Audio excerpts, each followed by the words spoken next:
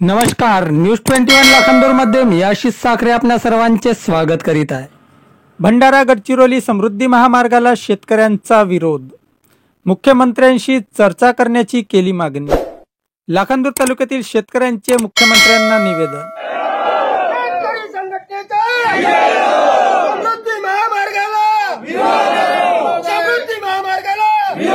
भंडारा गडचिरोली समृद्धी महामार्गासाठी संपादित करण्यात येणाऱ्या शेतजमिनीच्या मालकांना विश्वासात न घेता शेतजमीन संपादित करण्यात येत असल्याने होऊ घातलेल्या भंडारा गडचिरोली समृद्धी महामार्गाला लाखांदूर तालुक्यातील शेतकऱ्यांकडून विरोध दर्शवित शेकडो शेतकरी लाखांदूर तहसील कार्यालयावर धडकले।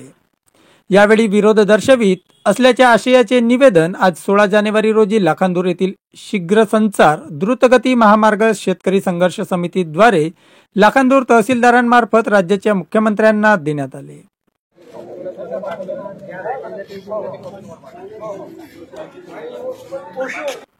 प्राप्त निवेदनानुसार भंडारा ते गडचिरोली समृद्धी महामार्ग हा लाखांदूर तालुक्यातील काही गावांतून जात असल्याने येथील शेतकऱ्यांच्या शेतीची जागा संपादित करण्याकरिता अधिसूचना प्रसिद्धी करण्यात आली। भूसंपादन करताना शेतकऱ्यांना विश्वासात न घेता किंवा त्यांच्याशी कुठल्याही प्रकारची चर्चा न करता संबंधित विभागाच्या वतीने जमीन हस्तांतरित करण्यासाठी कार्यवाही सुरू केली आहे।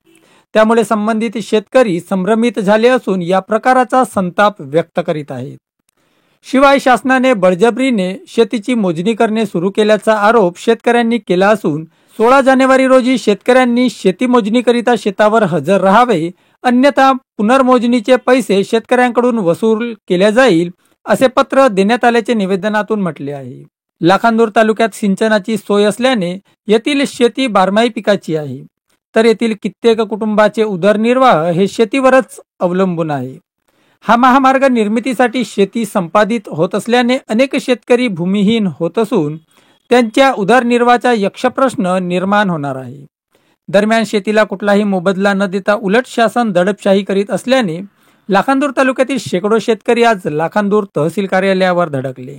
यावेळी या सर्व समस्यांचे निराकरण करण्यासाठी आणि त्यातून तोडगा काढण्यासाठी राज्याचे मुख्यमंत्री देवेंद्र फडणवीस यांनी पुढाकार घेऊन शेतकऱ्यांशी चर्चा करावी व भेटीसाठी वेळ द्यावा अशी मागणी करणारे निवेदन लाखांदूर तहसीलदारांमार्फत मुख्यमंत्र्यांना देण्यात आले। यावेळी तहसीलदार वैभव पवार यांनी संतप्त शेतकऱ्यांचे निवेदन स्वीकारले। हे निवेदन शीघ्र संचार द्रुतगती महामार्ग शेतकरी संघर्ष समितीचे अध्यक्ष विनोद ढोरे, उपाध्यक्ष प्रभू मेंढे, सचिव रमेश राऊत, सहसचिव जयपाल भांडारकर, कोषाध्यक्ष स्वप्नील ठेंगरी यांच्या नेतृत्वात तहसीलदारांमार्फत मुख्यमंत्र्यांना देण्यात आले। यावेळी तालुक्यातील पालेपेंढरी, घोडेझरी, पाचगाव, बेलाटी, मासळ, खैरी, घरतोडा, सरांडी बुजुर्ग, राजनी, करांडला, डोकेसरांडी, किरमटी, रोहनी, खैरना, मोहरना येथील शेकडो शेतकरी, महिला, पुरुष उपस्थित होते। आजच्या परिस्थितीमध्ये समृद्धी महामार्गासाठी लाखांदूर तालुक्यातून रोड जात आहे असं शेतकऱ्यांना परिपत्रक दिलेलं आहे आणि आजच्या तारखेला म्हणजे 16/1/2025 ला शेती मोजण्याचे पत्र दिलेलं आहे सरकारनं आणि त्याच्यात ठळक शब्दात नमूद केलेलं आहे की तुम्ही शेताच्या बांधावर उभे राहा आणि शेती मोजणी करायला आम्हाला सहकार्य करा। तसं न केल्यास म्हणजे जे फी आहे बुवा शेती मोजणीची ते तुम्हाला तुमच्या खिशातून भरून द्यावं लागेल।